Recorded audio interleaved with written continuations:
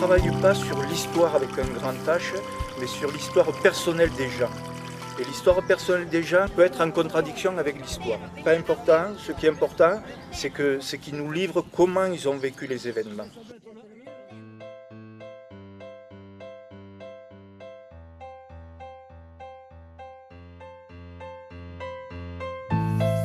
Il y a eu l'époque des motos.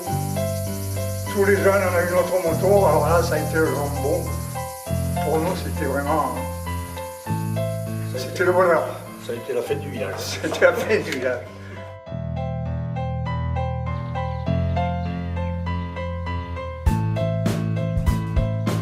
Je m'appelle Jean-Paul Tardieu, je suis un enfant de Sagnac, avec la particularité que j'appartiens à une famille, les Tardieu, qui sont originaires de Sagriès.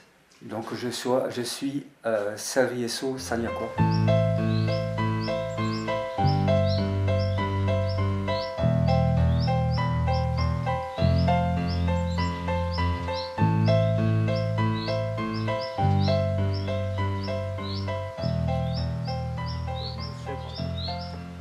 Mes origines maternelles viennent de Sagriès et sagnacoise pour y avoir vécu et m'être intéressé à l'histoire de la commune, c'est-à-dire de Sagnac et de Sagriès.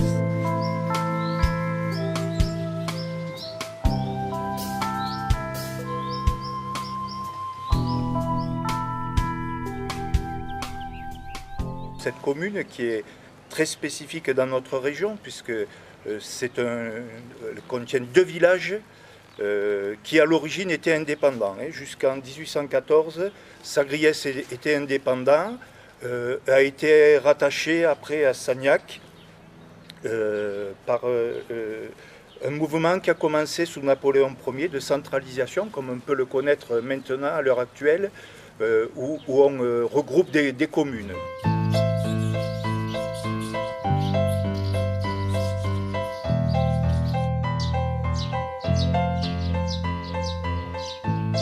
On arrive sur la place du four. Alors effectivement, ici, il y avait le boulanger et le four est sur la maison en face. Alors cette maison en face, même les anciens ne se rappellent pas, mais quand on a recherché, c'était l'ancienne mairie de Sagnac. Vous aviez 2 montées d'escalier. Vous aviez la mairie et ensuite en haut les logements du personnel. Il y avait l'école de musique en haut, il y avait... Voilà, c'est tout ce que je sais moi de ce bâtiment.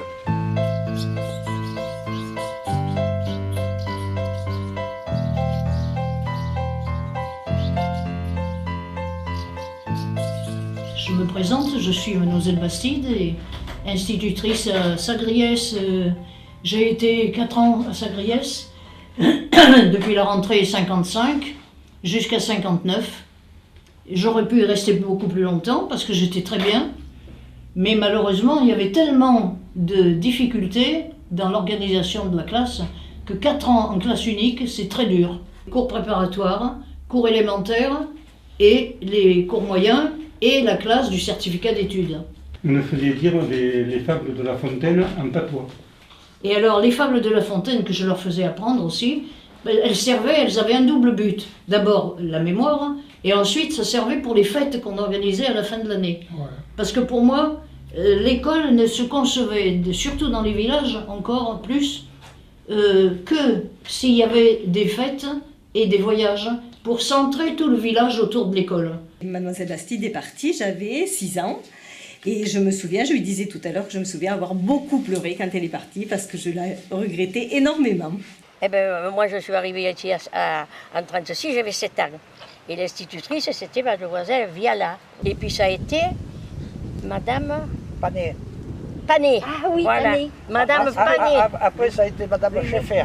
Oui, parce que chaque 15 jours, on changeait d'institutrice. Oui. Alors, comment voulez-vous que... C'est vrai, on n'apprenait rien, hein. Oui. Et on n'apprenait rien. Quand j'ai quitté l'école, j'avais 14 ans. Et ma maman voulait que je continue. Et mes copines, tout le monde était parti de l'école et moi, je voulais arrêter. Ben, il m'a dit, alors j'avais un frère qui était plus jeune que moi. Alors mon père a dit, ben, écoute, si c'est comme ça, tu viendras travailler avec moi. Et le lendemain que j'ai quitté l'école,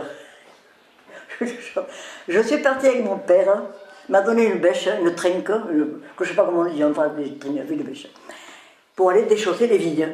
Et je suis allée déchausser les vignes pendant presque tout l'hiver. Moi, je me suis fâché avec mademoiselle Bonnet, qui m'avait foutu à la porte. Et elle m'a dit, à la porte pendant 3 jours. Quand je suis arrivé chez mon père m'a dit, ben, hey, c'est bien commode, tu vas tailler des pêchers. Et oui. Et je suis taillé des pêchers pendant 3 jours. Au bout de 3 jours, je dis à mon père, moi je sais aussi bien de tailler des pêchers que d'aller à l'école. Il m'a dit, tu sais, tu es bien commode, retourne tailler des pêchers. Et j'ai passé mon certificat là. Parce que je devais passer mon certificat au mois de juin. Tu sais, oui, on le passe au mois de juin. Il y a un 45 au mois de juin. Oui. J'avais eu 14 ans au mois de février. Oui. Donc j'étais plus obligé d'aller à l'école. Et alors ça fait que j'ai passé mon certificat Moi, sur les pêchers. j'ai passé mon certificat à 12 ans et demi. La particularité de Sagnac et Sagriès, c'est que les autres, il y avait un village principal et des hameaux, alors que Sagriès était un village à part entière, puisque en termes de population, on peut le retrouver constamment dans l'histoire. Il y a 2 tiers sur Sagnac, 1 tiers sur Sagriès. C'est à peu près l'équilibre qu'on trouve de manière constante. Mon grand-père, Paul Tardieu,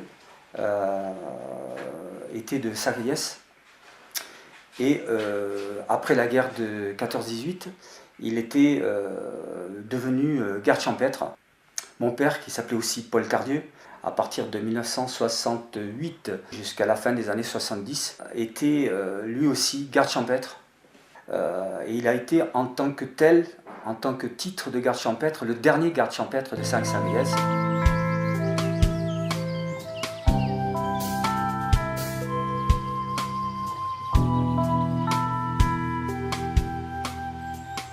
Je suis Jean-Claude Reboul, j'habite le village, j'ai toujours habité au village, je suis né à Sagriès. Et en venant, je pensais un peu ce qu'avaient été les moissons avant. Voilà, et j'ai vécu cette période où nous commencions d'abord les semailles. Je me rappelle mon papa qui n'avait pas beaucoup de terre à céréales, semer à la main. Et je me rappelle ce détail, le fait d'arranger un sac pour semer.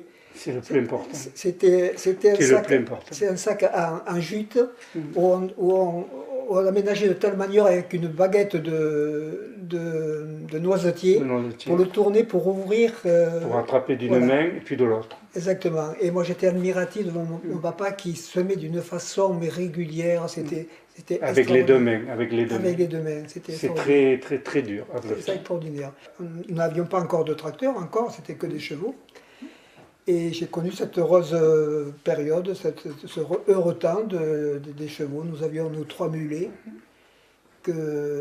qui faisaient partie de la famille. Et un âne, non? Et un âne. Et un âne, que c'est important de le dire, parce que l'âne mangeait entre les pieds des chevaux, ce qui tombait, qui gaspillait les chevaux.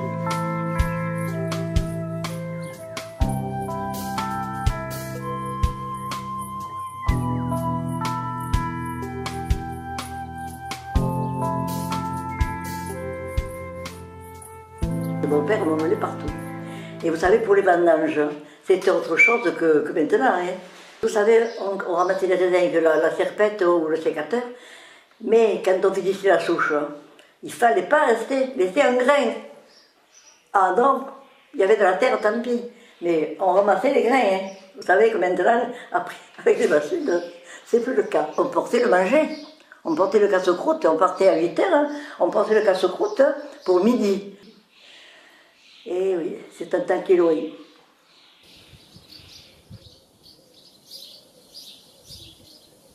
Je suis née en 1922. Nous n'avions pas l'eau, nous n'avions pas d'électricité.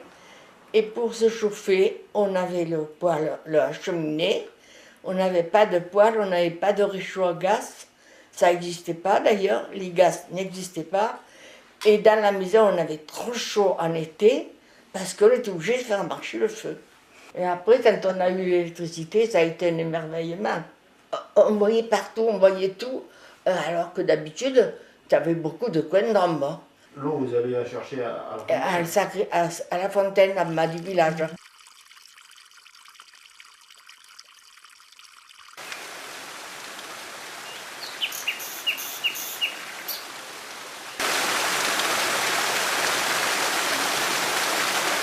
Il y a une grande puits super profonde et de la cour. Chez toi? Oui, là où habitait ta jardin. Oui, mais il y a beaucoup de puits dans Sagriès.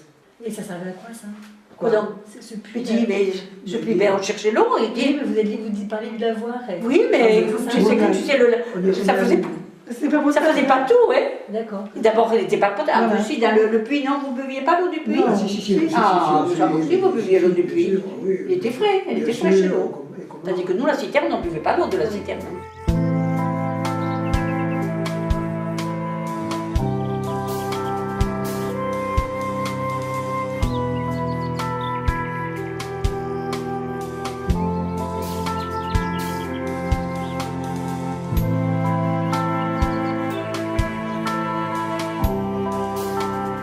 Géographiquement, les deux villages sont sur des versants différents. C'est vrai que Sagriès était plus penché sur Uzès, et d'ailleurs appartenait à une certaine époque à Uzès, alors que Sagnac est penché sur Colias et sur Blozac. Quand nous allions à l'école, nous avions une institutrice qui était là à Sagriès, et son fiancé était prisonnier pour la guerre de 40. C'était pas dans la guerre ça. Et alors on se rencontrait avec l'école de Sagnac. Et là, il y avait aussi un instituteur très très charmant. Alors bon, donc elle nous a amenés là-haut et on se rencontrait avec Sagnac, vous voyez. Et ce qui est arrivé après, c'est qu'elle s'est mariée après avec cet instituteur, cette personne. Et bon, et je connaissais un peu de Sagnac comme ça, parce que sinon, à Sagnac, on n'y allait pas. Il n'y a rien qui nous amenait à Sagnac. On allait plutôt à Uzès. Quand on montait quelque part, même à pied, on montait à Uzès. Le village où j'habite, c'est Sagnac. Pour moi, c'est Sagnac. J'habite à Sagnac. Mais c'est vrai, je reconnais que c'est la commune de Sagnac et Sagriès. Je ne suis fâché avec personne à Sagriès. Et ça, c'était bon, des querelles de clocher, comme on dit, voilà. Et ça vient de quoi, alors, d'après vous, entre Sagnac et Sagriès? Oh. On entend parler de ça depuis tellement longtemps. Je ne sais pas, mais en fait, je vous dis, j'ai jamais entendu dire qu'il y a eu des bagarres entre Jean de Sagriès et de Sagnac. Ça, jamais. Hein, non. Mais il y a deux clochers. Voilà. Et il y a un petit brin de jalousie. Ah mais moi, mon clocher, c'était important. Quand j'arrivais au Pont des Seines ou que j'arrivais du côté de Saint-Maximin, quand je voyais mon village, j'étais le plus heureux. Et vous faisiez un détour par Sagnac pour venir sur Sagriès? Non, Sagnac, parce qu'avant, la mairie était à Sagriès. Et Sagnac, bon, on a toujours été un peu en conflit avec Sagnac, et c'est resté toujours, parce qu'on nous appelle les Saoutaros, on est un peu à part. Et eux, on les appelle les Coucourouliers. Les Coucourouliers, c'est les petits ronds. Ils faisaient que des petits ronds. Et à Blozac, c'était les mange-tripes. Et à Saint-Maximin, c'était les picolauses. Ouais. Et Sagriès nous appelait Saute-Rocher, parce qu'on est sur une tête de rocher. Ils nous appelaient Saoutaros. Sur la relation Sagnac-Sagriès, nous on est une famille particulière. Oui. Ah oui. Allez, raconte-le. Parce que moi j'ai toujours été pour. Non, mais disons que j'ai jamais compris pourquoi. Disons que des gens de Sagnac, natifs de Sagnac qui habitent à Sagriès, qui sont allés habiter à Sagriès, il y en a très très peu. Ça se compte sur les doigts d'une main. Et même, moi que je connaisse, j'en connais que deux. Un grand-oncle à moi, un oncle à mon père, Marcel Pellier, qui s'est marié avec quelqu'un de Sagriès, et moi-même, qui maintenant habite à Sagriès. Et puis alors j'ai vraiment trahi les Sagnacois parce que je me suis marié à la mairie de Sagriès. En fait, quand je me suis marié, la mairie était en travaux à Sagnac, elle avait été déportée à Sagriès, et donc je me suis marié à Sagriès. C'est le seul, hein. Voilà, c'est les deux seuls de mémoire que je connaisse qui aient fait le grand voyage vers le nord de Sagriès. Les deux, c'est dans la famille. L'aspect religieux aussi qui joue, et notamment Sagriès qui est catholique. Donc on est sur encore l'influence d'Uzès. Uzès qui est un épiscopat depuis le 5e siècle. Donc, même si Uzès a été en majorité protestante, l'évêque a eu un poids important jusqu'à la Révolution, puisqu'après il a disparu. Et Sagnac est protestant. La maîtresse, elle était très sévère qu'on avait. Et on avait besoin de faire attention. Quand on allait, elle était protestante. Le catéchisme, l'église était à côté. Et en sortant de l'école, on allait au catéchisme. On n'avait pas besoin d'emporter nos catéchismes à l'école. Parce qu'elle nous disait. Les deux villages étaient protestants. Et puis, au XVIIIe siècle, il y a eu une forte pression sur Sagriès. Et petit à petit, le village, tout au long de ce XVIIIe siècle, est redevenu catholique. Le dernier en place, très curieusement, c'était un meunier. À l'époque, un meunier, c'était le long de l'Alzon. C'était quelqu'un, c'était un monsieur, c'était un notable qui s'appelait François Gandin, qui a été pratiquement le dernier protestant de Sagriès. J'ai mon oncle, le frère à ma mère, qui toute la vie avait travaillé dans les mines, et il était venu chez mes parents, voilà, et il aidait à mon père un peu à la propriété et au jardin. Il faisait un jardin, c'était le plus beau jardin de Sagnac, un beau jardin, et ma mère distribuait des légumes à tout le monde. Alors on habitait en face de l'église, moi protestante, nous protestants. On était très amis avec tous les curés qui ont parti, tous les curés. Dans tout le temps que j'ai passé à la mairie, on pourrait dire que ça s'est toujours bien passé. Il n'y a jamais eu de tiraillement, vu que Sagnac était plutôt protestant, nous catholiques, on pourrait dire, il n'y a jamais eu une allusion de ça comme ça. Les deux villages sont quand même un peu séparés quand même. On était venu à un point où ils ne pouvaient plus nous voir, c'est-à-dire À cause de quoi? que je sais qu'il y a des réflexions, mais me dire « Ah, Sagriès, vous nous emmerdez, permettez-moi l'expression. » Et alors, on avait décidé de se rattacher à Uzès.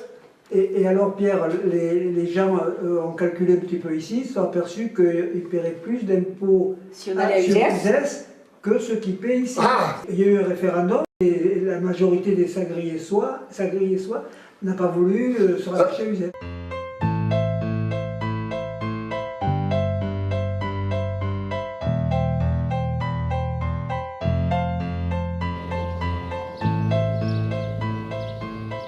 La croix de l'église, de la place de l'église, est une croix de mission de 1790. C'est une superbe croix en calcaire de la région, calcaire urgonien, qui est absolument magnifique, galbée, et qui donc a été instaurée lors d'une mission où une partie de la population sagnacoise, catholique, s'est rassemblée pour inaugurer et consacrer cette croix.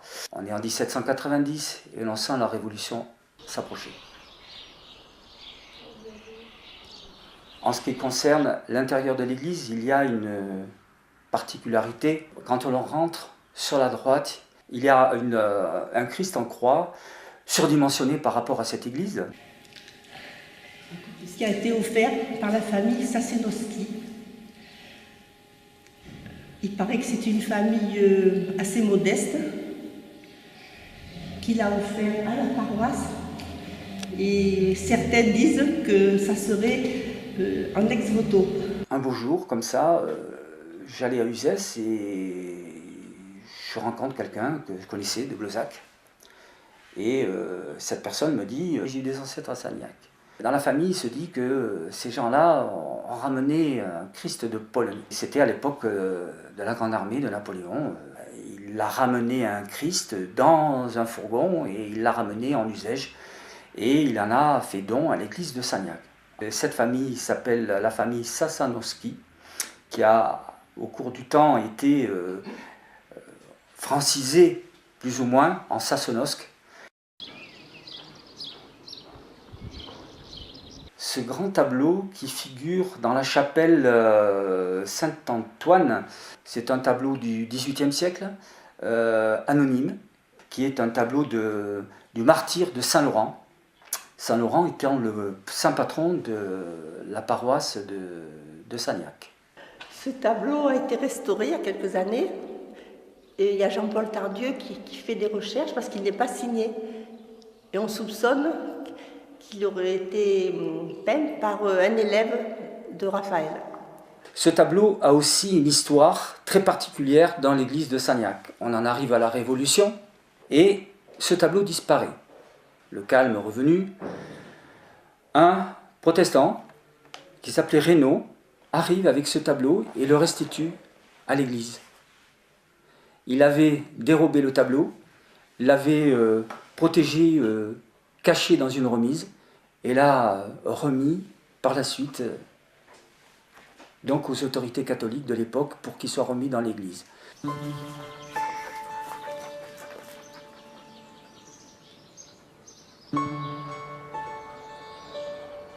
Moi, ce qui m'a un peu surpris, c'est de savoir qu'il y avait des secrets qui existaient.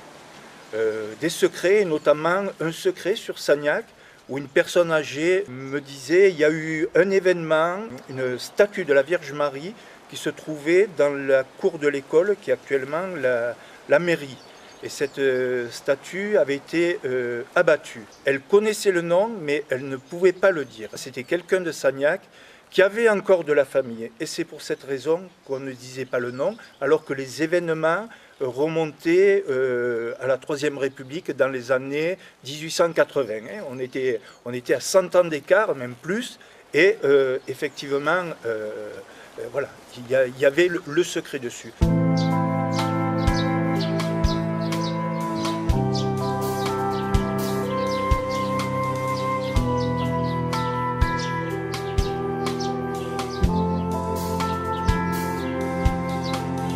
Je suis née à Paris. Mon père n'a pas voulu rester à Paris. Pendant la guerre? Ben oui, pendant la guerre. Nous avons pris le train, le dernier train qui était couvert. Ils nous sont arrivés à Nîmes. Et là, on était plein de réfugiés. Il y avait M. Meignier, le père Meignier. Il y avait le garde de Sagnac. Et il n'y a que M. Meignier qui avait une voiture. Et qui nous a dit, bon, ben, je vais vous accompagner dans votre famille à Sagnac. Vous n'êtes plus jamais reparti de ça? Eh bien non, mon père a dit, puisque je suis dans le Midi, maintenant j'ai 50 ans, je reste ici. Vous vous rappelez de la guerre? Oh, ben oui, je me rappelle. Moi, je me rappelle que d'ici, on regardait l'année qu'il y a eu le débarquement, on regardait les avions bombarder la route d'Uzès. Bon, ça faisait un peu drôle d'effet, puis après tout ça, ils sont arrivés dans nos cours, là. Les Allemands avaient envahi le village. Il y avait des camions de partout, dans les rues, dans les cours, et les habitants avaient vraiment très peur des bombardements, quoi. Le village en était un peu bloqué. Ils ont resté que 8 jours à Sagnac, alors on n'a pas... Oh, ils n'ont pas resté longtemps, là. Le temps de vider les puits. J'avais 8 ans, et on allait voir.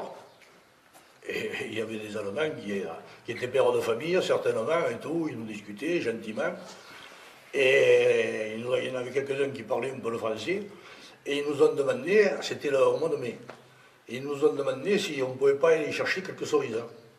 Alors nous, bon, ben, en tant que gagnant, on est parti, on est allé ramasser quelques cerises chez les voisins, et on y a apporté. Et en récompense, ils nous ont donné du chocolat. C'était la première fois que je mangeais du chocolat.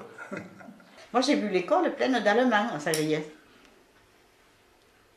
Quand ça a été la débâcle, les Allemands, l'école était pleine d'Allemands. Il y en avait plein dans l'école, il y en avait au château, il y en avait de partout.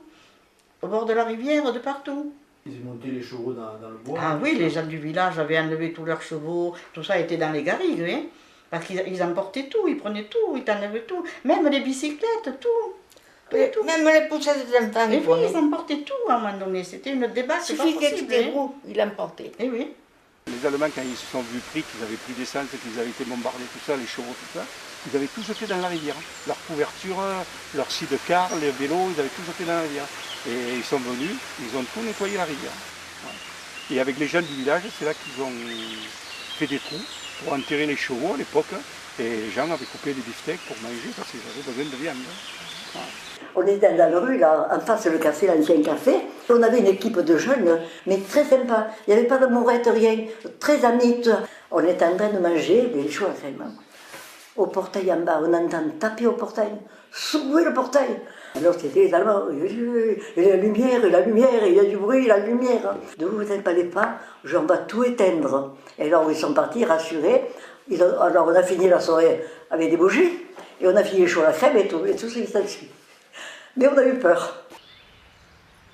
En 1945, il s'est craché un avion en bordure du Gardon. À ce moment-là, j'avais 8 ans. Et celui qui est plus à même de raconter l'histoire, c'est Maurice Meignier. Je revenais avec mon père de chercher un voyage de bois du côté de la Moustarde, parce qu'il faut vous dire qu'à cette époque-là, en été, on faisait du bois pour l'hiver. Alors je rentrais avec le voyage de bois. Quand j'ai vu les avions descendre du côté du Zest, Et ils étaient une rame à peu près 7 ou 8 avions. Et il y en a un au-dessus, arrivé vers les gorges du Gardon, il s'est mis à la feuille morte. On a dit tiens, il va mitrailler, peut-être il va descendre. Et alors que non, il a tombé dans les gorges du Gardon. Et à ce moment-là, il a explosé. Et il a mis le feu dans toute la surface et s'est explosé. Nous, quand on est revenu à Sagnac avec mon père, on est allé de suite là-haut sur la montagne pour voir. Mais impossible de s'approcher, ça brûlait et ça pétait de partout. Parce que toutes les cartouches, tout ce qu'il y avait dans l'avion pétait, explosé. Personne ne s'est approché. Et soi-disant, d'après ce qu'on m'a dit, bon, ça je ne l'ai pas vu. Il y en a un qui m'a dit, le curé est allé, il a fait le signe de la croix. Bon, c'est peut-être vrai, je ne sais rien, c'est le montagne qui m'a dit ça. Alors. Et le lendemain, parmi nos curieux comme on était, on y a tous été, les jeunes, enfin, moi. Et c'est là qu'on a vu, bon, que ça avait brûlé de partout. Moi j'ai vu le corps du pilote au pied d'un arbre. Et dans l'après-midi, il est arrivé 2 hommes et une femme. Les hommes étaient habillés de pantalon kaki, chemise bleu foncé, enfin bleu, et avec une femme habillée en bleu et qu'elle avait simplement une croix rouge sur la manche. Et ils nous ont fait partir, nous. Voilà l'histoire de l'avion. Du moment de la libération. Hein. Et puis après, il y a une histoire qui est revenue 50 ans après. C'est que le gars qui était dans l'avion, on n'en a plus entendu parler. Et puis, 30 ans, même peut-être 40 ans après, justement, Maurice a vu sur un article dans le journal, en lui disant qu'en telle année, à tel moment, il y a un avion qui s'était crashé à quelque part et que si on avait un indice, de bien vouloir le contacter. Alors de suite, il a pensé que c'était ça. Et donc, il a téléphoné à ce monsieur qui était un colonel. Ils ont pris rendez-vous. Et ils l'ont accompagné jusque là-bas. Et de là-bas, ils ont fait les recherches pour savoir ce qui s'était passé. Alors là, lui, il est plus à même de raconter l'histoire de la récupération d'un tas de choses. Et pour retrouver le nom du pilote, on le connaissait. Mais pour savoir où il était enterré. Parce que justement, personne ne savait où il avait été enterré.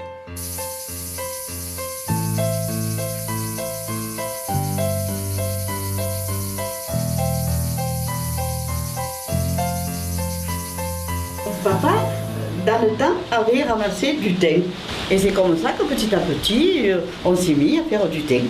Bon, une fois qu'on a vendu pas mal de thym, bon, on ne touchait pas de l'argent souvent. Il fallait tenir le coup pendant 3-4 mois sans bien voir arriver. Mais bon, comme on n'était pas des gens trop dépensiers, on y est arrivé. Et ensuite, après, on a commencé à acheter nos terres. Et petit à petit, on s'est mis à faire des agriculteurs. Comme tout le monde dans les villages. Après, on s'était bien installé. Ouais. Après, ça allait bien. Donc, et puis, on aurait pu en faire parce qu'il n'y en avait plus. Il y en avait beaucoup moins, oui. Il n'y avait pas toutes ces grandes terres de... non.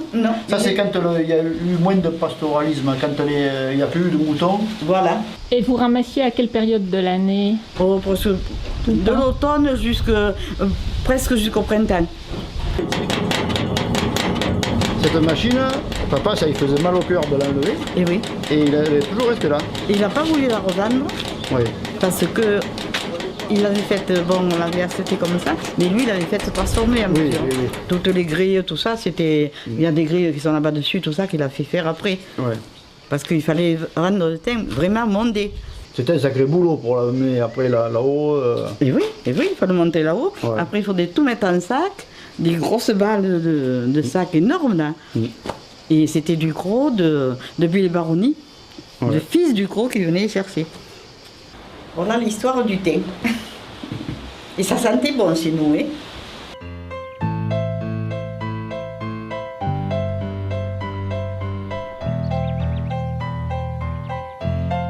Et vous savez, mon père, ils avaient des vignes et il fallait souffler.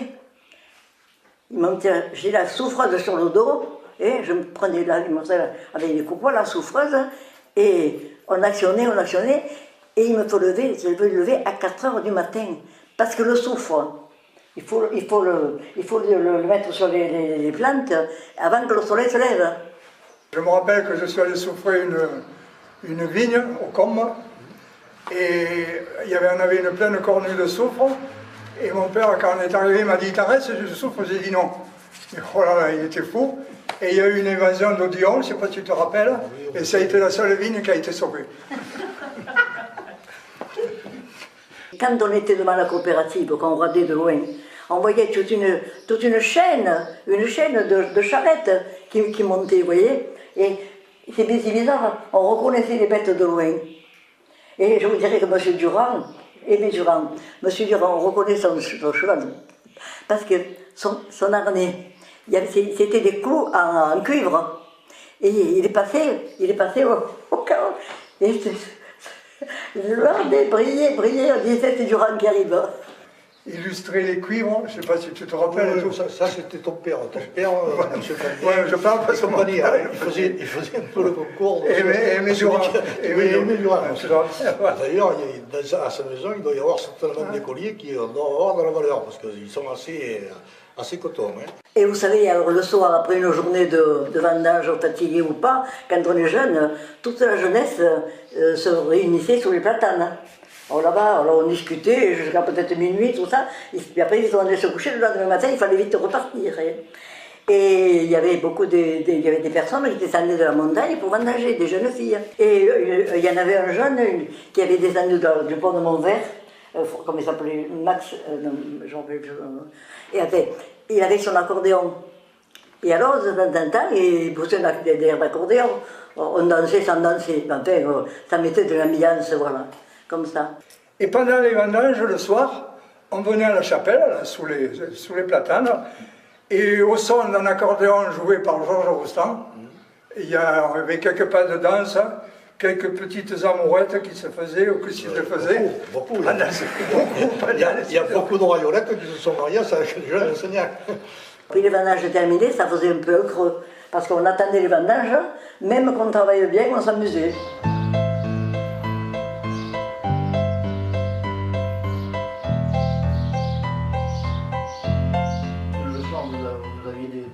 Vous alliez faire dans le village Ah ben disons que l'été, bon, tout le monde prenait le prix, tout le monde était dehors. Ah oui, on était tous les voisins, on se réunissait.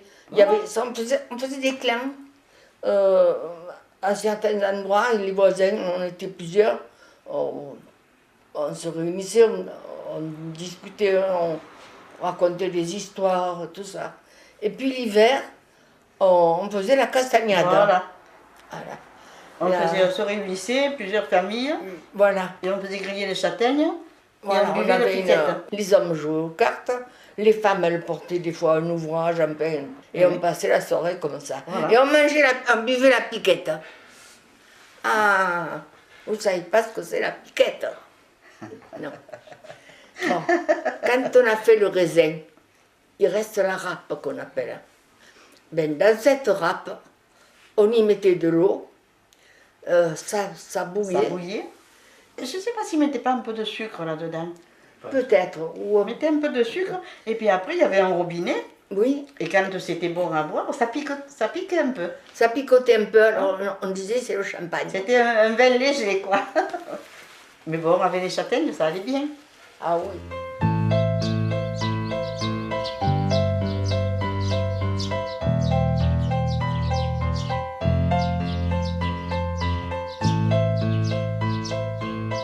Moi, quand je me suis marié, c'est un petit village. Hein.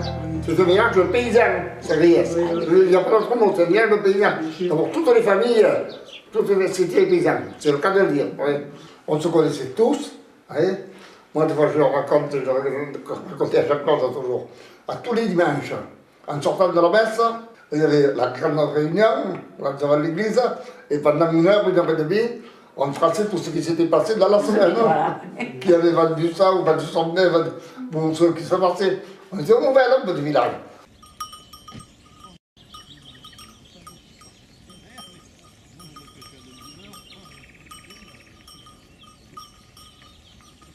On est, disons, pas au centre de la Bouvine, mais enfin, on n'est pas loin. On s'amusait aux récréations entre midi et 2h. Vite, on allait manger, on venait l'été sur la place qui est à la mairie maintenant, il y a les platanes. Avant, qui était fermé, il y avait des bancs. Et on jouait, il y en a un qui faisait le taureau, et 2 ou 3 ou 4, on faisait les raseteurs. Je vous dis, c'était une... Je suis ému, excusez-moi, parce que il y a des souvenirs qui me reviennent là. Voilà, là j'ai mes collègues, il y a Christian Pasquier, le fils de Madame Pasquier, Norbert Chadel, donc avec lui on a grandi ensemble et on est toujours super copains. Enfin, puis après il y avait René Boulière, Jean Boulière, son frère, puis après Serge Beau, qui habite ici, puis après Pocher, Michel Pellier, de l'a quitté à l'âge de 18 ans. Il n'y a plus que moi. Et voilà, on est une bonne petite équipe. Et toujours on se retrouve là de temps en temps, on fait pour la fête votive, le 1er mai, voilà, on se retrouve et c'est super, quoi.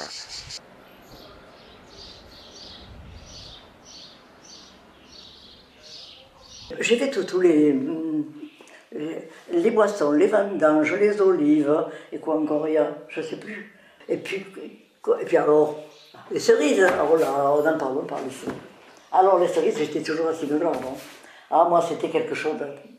J'étais, quand on a vendu, mon mari était malade, tout ça, quand on a vendu la propriété, mon fils, pour la continuer, quand je voyais les gens partir, travailler pour les vendanges, j'étais sur la terrasse, je pleurais. Je pleurais.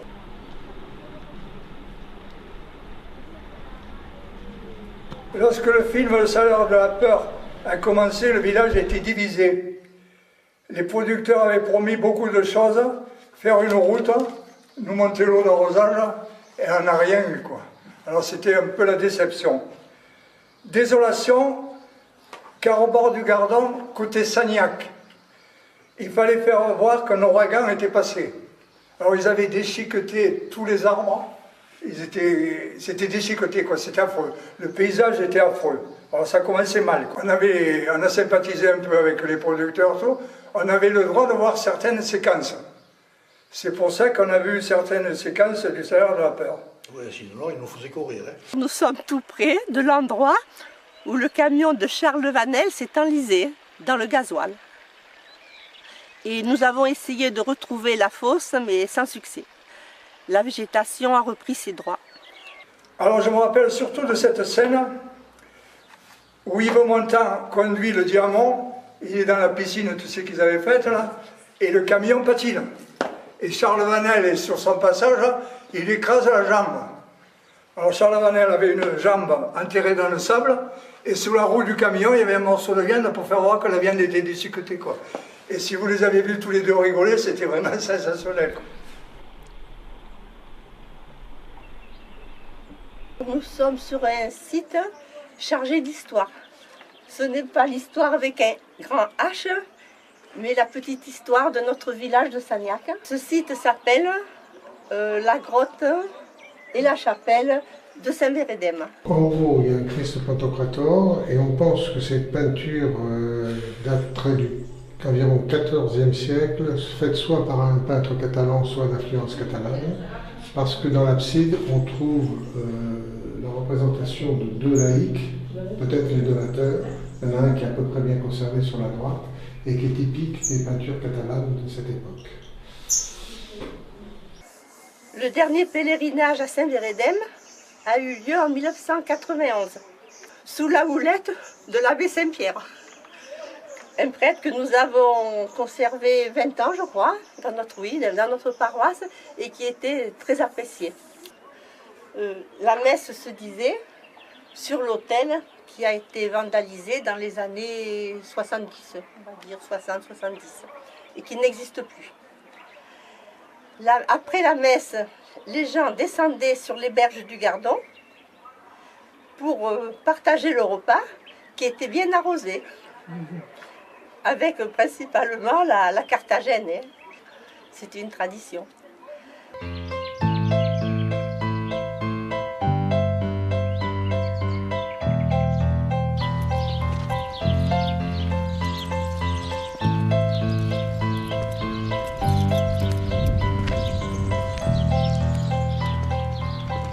On a fait notre regroupement tout seul.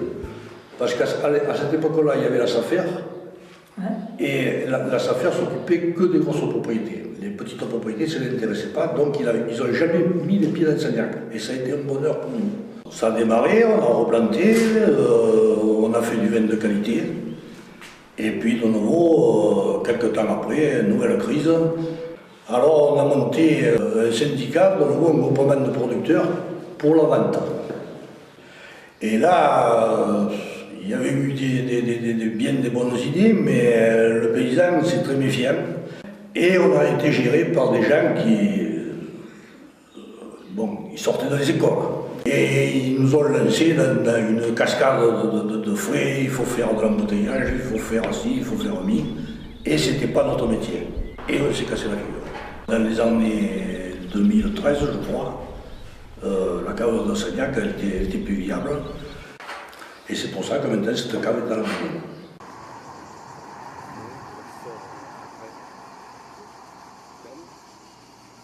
Voilà la photo des inondations de 2002.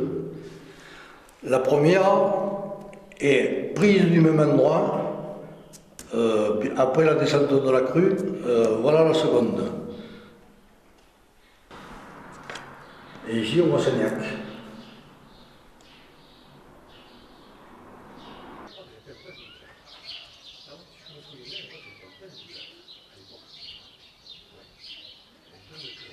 Il y a un personnage qui a marqué l'histoire un peu au XXe siècle.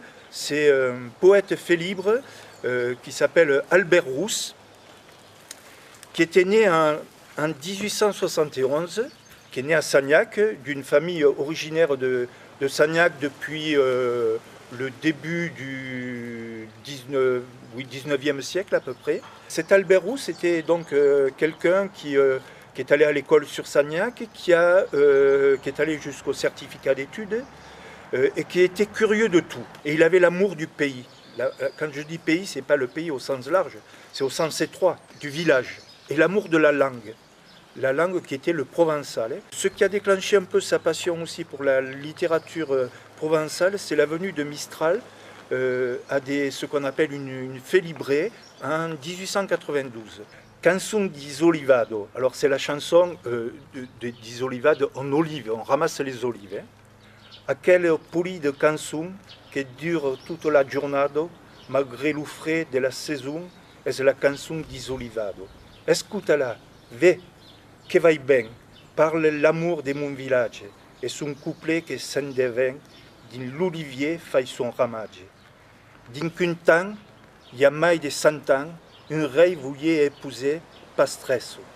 S'imperaki vers la Toussaint, l'oreille faisait des promesses. La pastresse, a mai son Jean.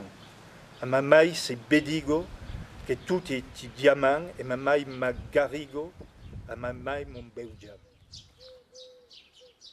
Moi je suis une fille du village, entre guillemets. Mes grands-parents habitaient à Sagnac au village, mes parents habitent Sagnac. Sa grand-mère est partie dans sa maison. Eh oui. Elle a fini sa vie à Sagnac. Moi c'est mon village de cœur, de toute façon.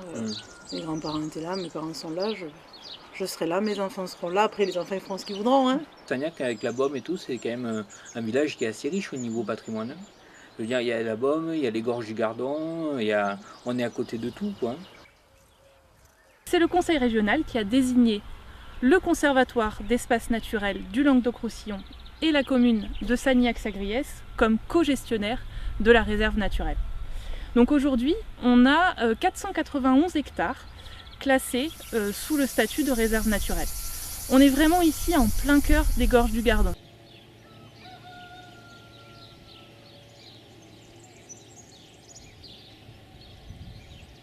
Elle était à l'école à Sagnac. Oui, je suis arrivée en CE2, dans le courant de l'année CE2 je crois. Donc je devais avoir 8 ans, quelque chose comme ça. Alors comment c'était? Alors c'était Madame Comte, notre institutrice à l'époque, et d'excellents souvenirs, une école super. Bon, c'était dur, mais il fallait travailler. Moi j'ai d'excellents souvenirs de l'école primaire de Sagnac avec Madame Comte, qui était la seule institutrice pour toute l'école. Elle faisait enfin je parle pour le primaire, elle gérait toute l'école primaire jusqu'au CM2. Même même on se côtoie encore, c'est vrai que c'est justement là où, quand on retrouve son institutrice, qui nous avons 40 ans, et même quand elle voit nos enfants, c'est génial. C'est vraiment génial. De pouvoir habiter dans le même village qu'elle, je trouve ça super, moi. Ça garde le lien, ça garde le contact.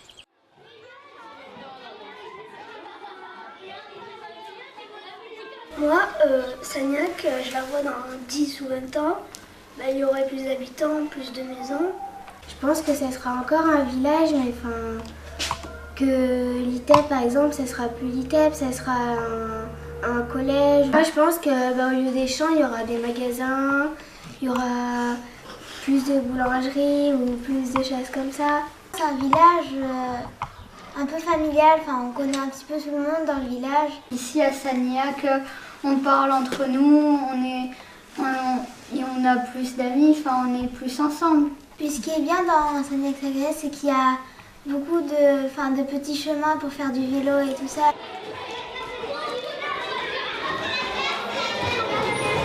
C'est